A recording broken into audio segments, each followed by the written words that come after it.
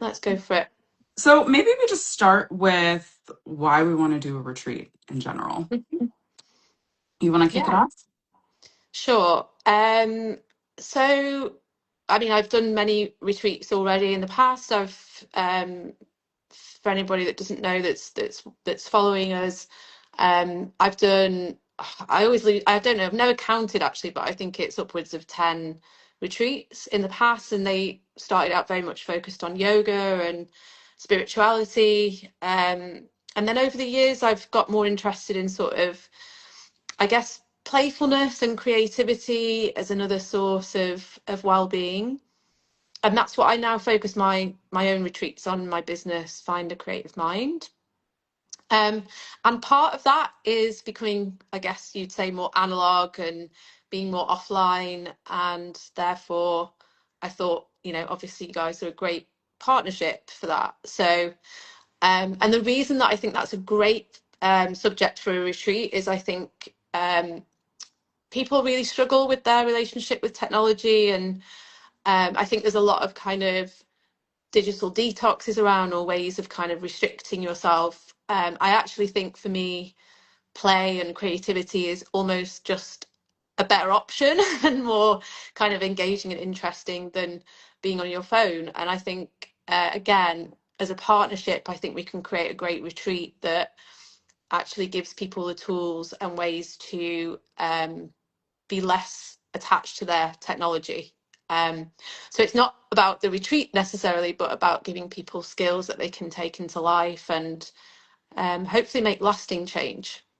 Yeah, absolutely. Mhm. You know, you've totally hit the nail on the head of what I find so compelling about doing a retreat. I had never actually considered MetaWell doing retreats before you approached us, but then it Mhm. seemed like such a, like you said, such an organic fit because I see such a lack in so many digital detoxes being offered. Some hotels will offer them, just, people thinkers. I'm not calling out anybody specifically, of course, but digital detoxes are something that is offered as a product or a getaway or something. But at the end of the day, all it really is unplugging in a beautiful location, which is Mhm. so amazing and so restorative, and we need that time offline so much. Mhm. But what do you do when you get home?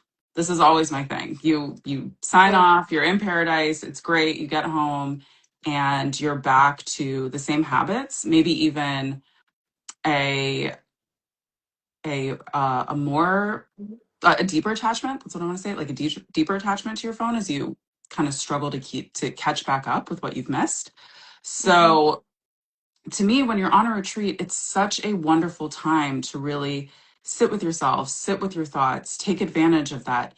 distance from your daily life, from the clarity that you get when you're alone with your thoughts, and really make some mental shifts and some habit changes. But of course, it's really hard to do by yourself, especially when you're just trying to relax. So that's what I think, that bringing together the idea of a guided contemplation Mhm. while you're in that remote unplugged time is just so valuable, so that when you return home, you're not just restored, but you really have, like you said, the tools for lasting change.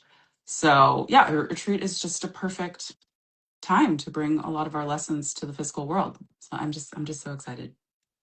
Yeah, I love that guided contemplation. I'm definitely going to use that in the future. Love it. And that is what it's about. It's I think with retreats for me, it's important to have an equal amount of kind of space and time for yourself, but also some guidance. It's like, I think you've also used this term, Kelly, like a light structure that provides like a framework for the retreat, but it is also about giving people freedom to choose as well. Because I had a call yesterday with somebody that's just signed up for the retreat, and she was asking me, um, am I allowed to use my technology? Am I allowed to have my phone? And I know that we've said we let people choose on that. It's not a strict, you have to hand your phone over, but that is an option if you want to. Because we're not always going to be there to take the phone away, so it's about giving people the choice. but maybe potentially showing them some more, like I say, for me, creativity is more engaging a lot of the time than thinking about my phone. So Yeah. that's my choice. But everyone can find their own.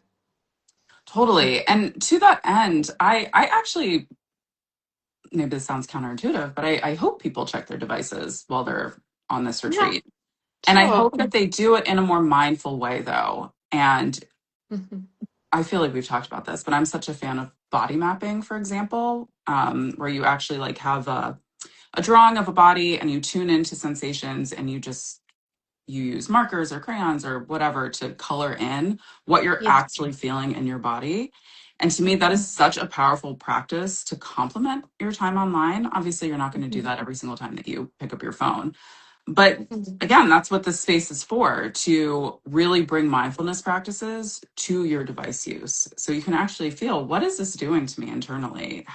What is, the concept of exploring gratification to its end? If I give into this impulse, if I give into this, what am I actually getting out of it? What's the real end result, and how does it feel in my body? And Hmm. so that's what I think about. It's not creating this artificial environment for you to just pretend like technology doesn't exist. It's really to Hmm. get you to tune into what's happening when you're using it. Yeah. Yeah, absolutely. And I think that's your tagline, isn't it? It's tune in, or yeah. Tune in Yeah. online. Yeah, absolutely. Absolutely. So what do you think makes this retreat different, since you've hosted so many of them? Yeah.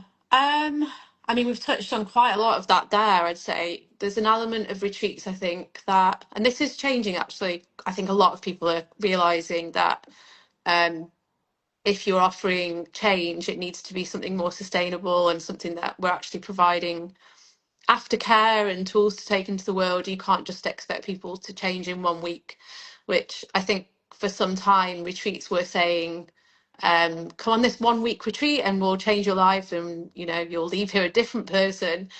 um, and I just don't think that's realistic. And I think what happens then is people get stuck in a cycle, don't they, of kind of feeling great on the retreats, but then coming back to life and feeling like, oh, I still don't feel quite as good as I felt on the retreat, and it becomes a cycle. And I think what we want to do is, well, not think, I know, um, we want to make it's potentially small changes, but something that will actually go back with you into your real life. So um, I'm a big sort of advocate of the like small changes over time, and little and often, rather than big dramatic shifts. I think that's something that kind of, what you find is if you do something slowly over time, it becomes like a domino effect. And I think our retreat is maybe the first domino that kind of creates that effect. So I think that's why we're different. I think the focus on tech well-being is quite different. Again, something that's becoming more prevalent, but I think it's a um, different way of looking at well-being through the lens of technology, because it is such a huge part of life now. And being able to be well and online, and I think is something that people really need. But also I'd like to say that the fact that we have such qualified people involved, we have qualified therapists, and I think that's another level. They would be the main things for me. I think there's a lot of a lot of unique Yeah. things, but I think they're the things for me. Yeah. No, I completely agree. I think the breadth of experience that's coming together, both in terms of the programming and the facilitating, is what really, I mean, it gives me chills to think about. But like Hmm. you said, we have two therapists weighing in. I have a background in cultural media studies. We're going to have a somatic therapist on site. We're going to Hmm. have a private chef. So it's all of these different disciplines and modalities coming together, and Hmm. that's what I also think makes the programming so dynamic. And the retreat location, of course, the fact that it has an on-site yoga studio that we'll use daily, the fact that it has a creative studio that I'm sure Hmm. we'll use in both a guided and free time way, the fact that there's a pool, vineyards, hiking trails. It's really just, it's so special. And I I think that creates a really choose your own adventure For um, sure. yeah, approach to contemplation. But also I love what you were saying about this focus on tech well-being Yes. being unique to a retreat. And obviously I'm biased. I think about tech well-being all day, but Yeah. I don't think that so many people really understand, or maybe they understand, but really think about how much technology impacts their health, happiness, habits. I Mm. mean, it's underlying everything. And so Yeah. many of us are so drawn to self improvement. We know that we need to make changes, or we know that we just want to live lighter, happier, live in more alignment. But I don't think we often isolate tech as one of Mm. the absolute central forces that is pulling us away from who we really hope to be. And I just see it all the time. You can really follow the breadcrumbs back to being like, what media narrative caused this distortion in my mind? What technology, what addictive design is hijacking all of my free time, all of these things. How Mm. is the convenience economy undermining my appetite for effort and movement and connection, and all of these things? It's when you really break down all these different facets of technology, it's impacting everything. And so I think we Mm. so need to isolate it as a force and think about it. And I'm so excited again to have this time to do that. Yeah, absolutely. Um, and yeah, I hope you don't mind me saying this, that I noticed that there was, let's say, negative comment on one of our posts, and Yeah. they'd said something like, you know, this is rubbish, just turn your phone off and forget, and that's it. Which, very easy to say that, and maybe some people can do that, but I would like to meet them because I don't think that no one that know certainly, and I know people that are very mindful of technology. They're very self-aware. They still struggle with this. It's not so simple as to just turn your phone off. Um, and I think it's maybe a common conception that people might say, "Oh, you don't need all of this. Just turn your phone off." But um, I really think we do.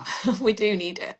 Well, my response to that would be that the internet is one of the most complex, highly funded, integrated forces in modern life. And for our Mm, only solution to be just don't look at it is like wild to me. Like, there are so many people being paid to make that incredibly difficult.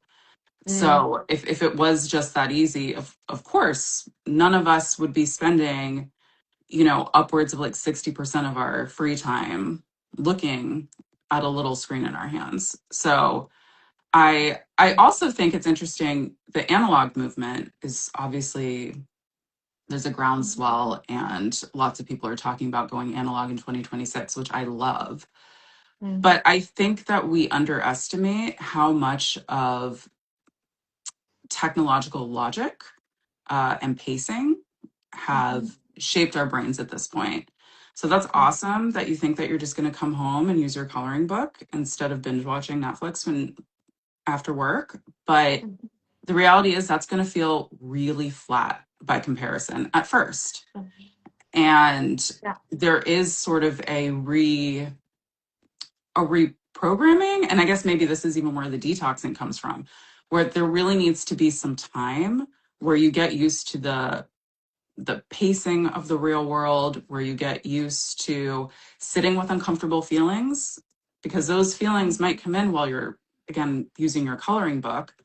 That is the seductive power of all of this technology, is that it just Mhm, wipes out all of those feelings that you want to avoid. It is the perfect avoidance tool. And so what happens again when you make all these intentions to yourself? I'm going to go analog. I'm not going to use these things. And all of a sudden you are bombarded with all of these emotions that you've been able to push down for the better part of what, how long have we had social media? 10 Oh, years, 12 years, something like that now. So I mhm, think that it's such a beautiful intention, and it is so worthwhile, and it is absolutely something that we should all be aspiring to. But I just think that we underestimate the amount of inner work required to really stick with Yes. it. Yeah, Mm. I think you're absolutely right. And that flat feeling, I think would be the problem for a lot of people. Like, you know, I think people mistake people don't feel boredom anymore, and boredom's a great thing to experience. But I think they might experience more like apathy and kind of just disconnection. You know, things just don't feel enough unless they're, you know, fast and really stimulating. So yeah, I think that's what, you know, again, this is part of what we want to help people explore in a Yeah, more kind of guided, soft guided way. totally. I think would be really helpful.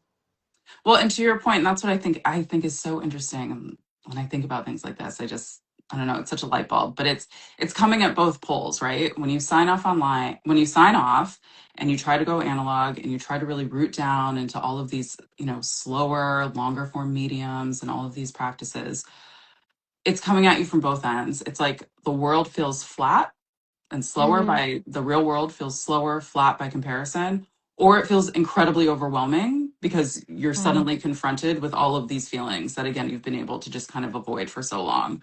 So it's both incredibly boring and incredibly overwhelming at the same time. And that is this perfect sauce to keep you in this habitual loop of compulsive tech use.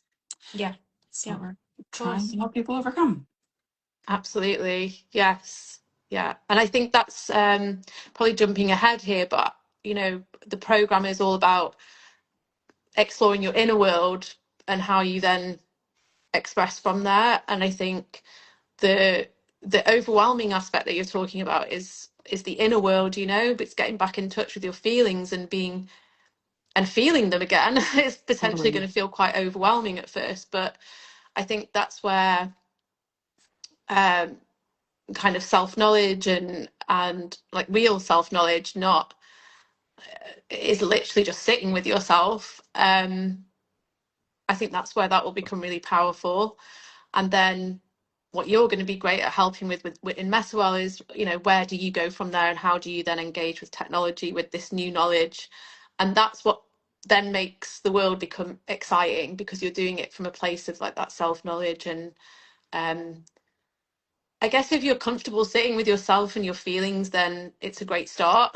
Yeah. So if we can do that, then I think we'll have done, yeah, a great achievement even to start people thinking about that. Yeah, So absolutely. yeah. So maybe this is a good segue into talking about the programming a little bit. Hmm. Yeah, sure. So there is a light structure to the retreat.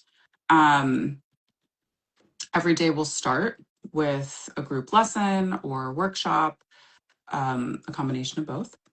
Hmm. And the idea will be that every day of the retreat, so for 5 days, there's a different theme that we'll be approaching.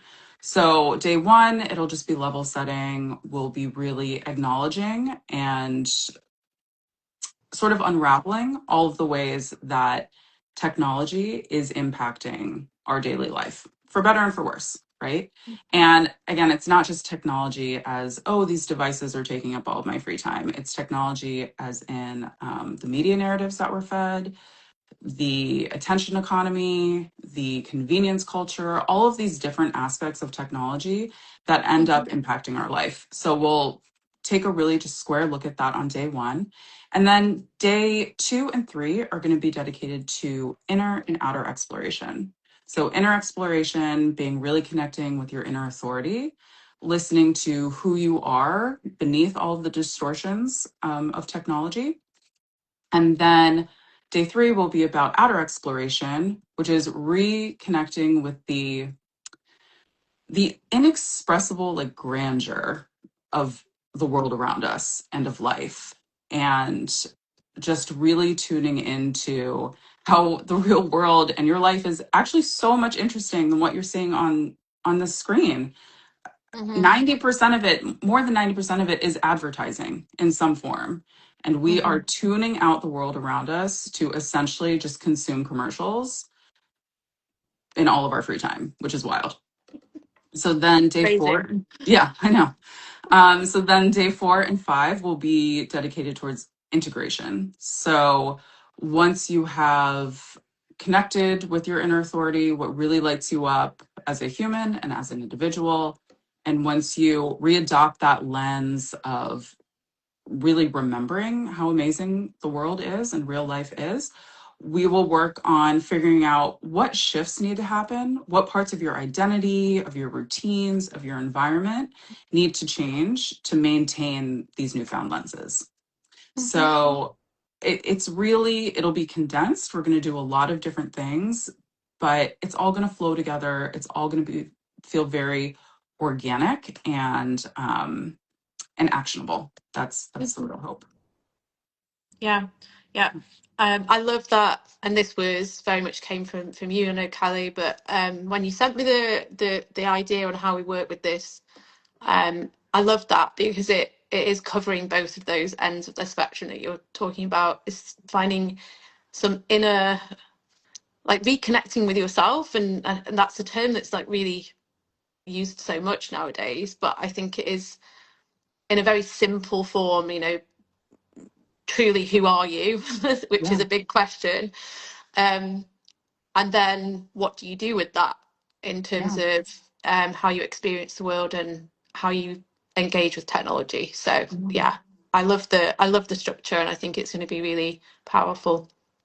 Well, and I think the who are you and reconnecting with yourself is such a prescient question Hmm. because it's essentially been outsourced. You know, who Hmm. are you without the algorithm is a really interesting question. How much of your taste, how much of your ambitions, how much of your values are shaped by the narratives that you're exposed to? And of course, throughout time, we're shaped by stories, we're shaped by the things we see. But Hmm.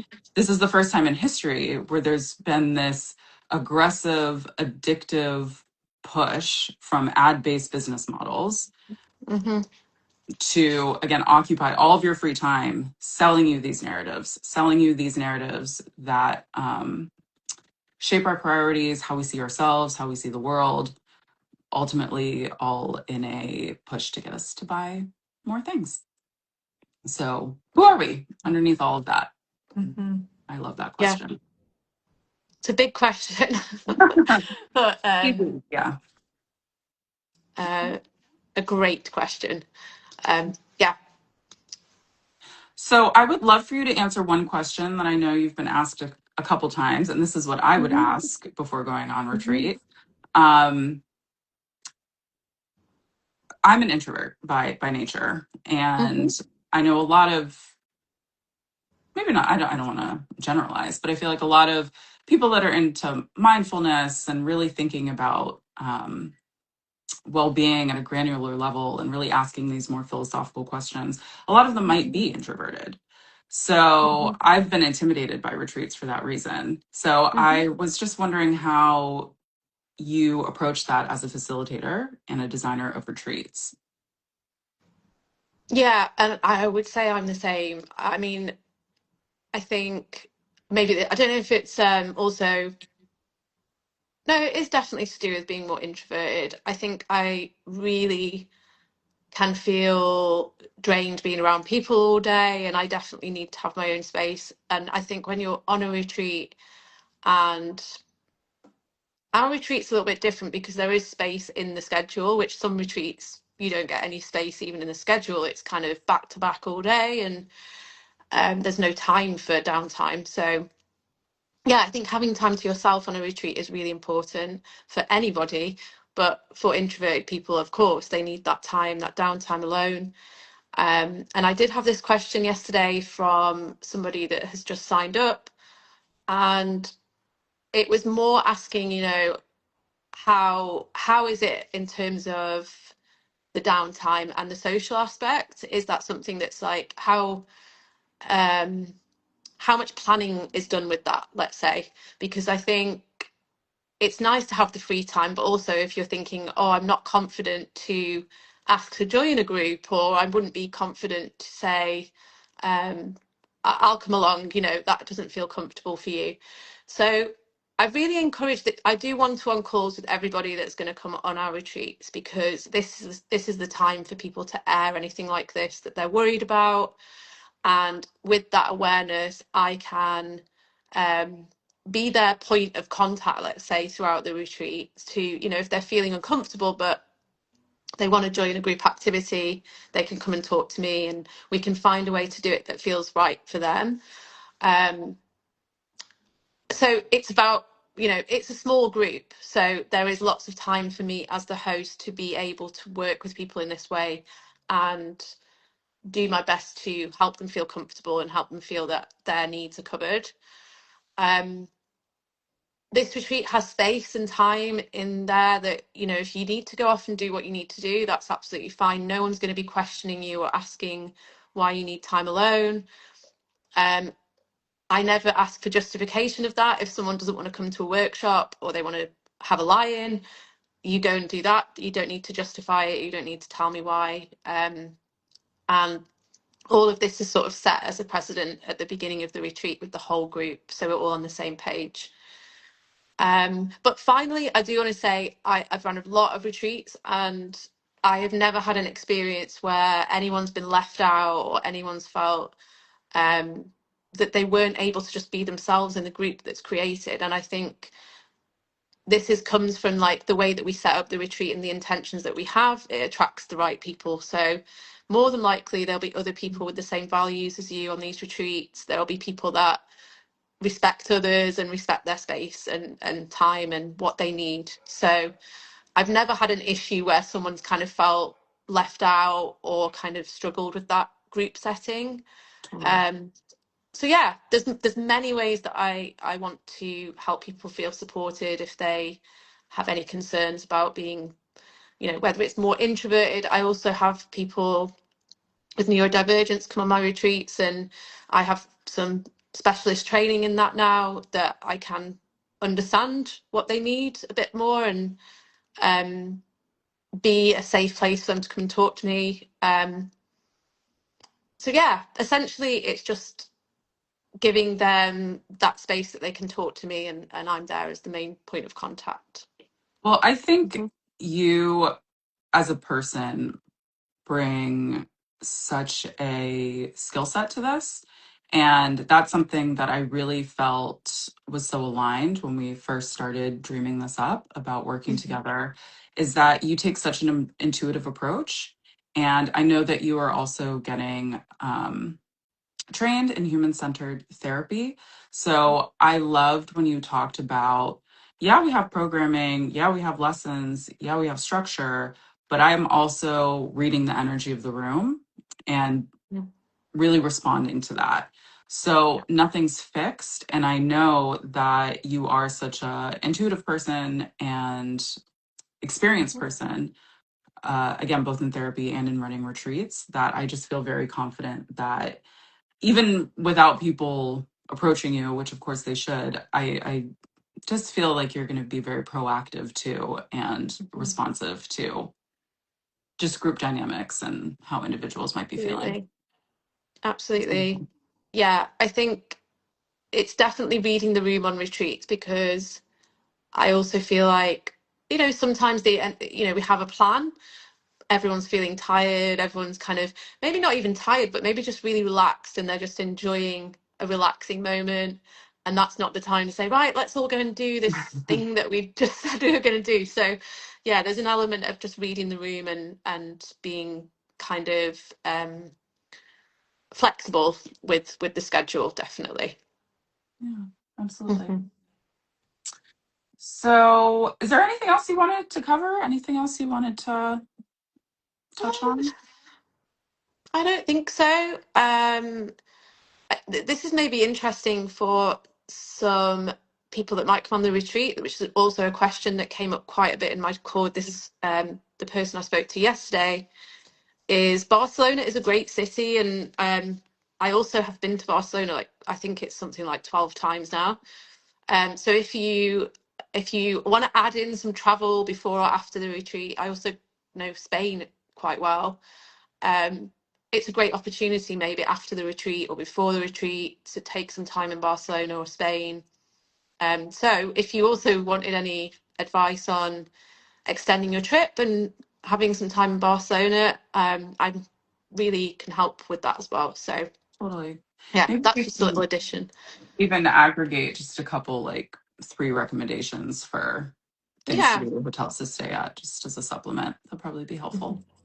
definitely. It is an Awesome. amazing city, and Yeah. I think what a great place to maybe go and spend a day after the retreat, and when you with your new mindset and your new perspective, and just experience Barcelona, because it's a city that's full of creativity and life and energy, and yeah, you maybe see it in a really different light after the retreat. Yeah. Amazing. That's a great call out. Yeah. Okay. Well, I think that's it for now. I think we've covered a lot of ground, but as always, if anybody has any thoughts, questions, comments, concerns, we hope you'll reach out. And Yes, we're just so passionate and so excited about this offer coming up. And yeah, we're just so excited to meet you and see who joins. definitely. Yeah. Thank you, Kelly. Thanks, Amy. Yeah. Speak to you soon. Okay, I'll hop back on Google Meet. Okay. Bye. Bye.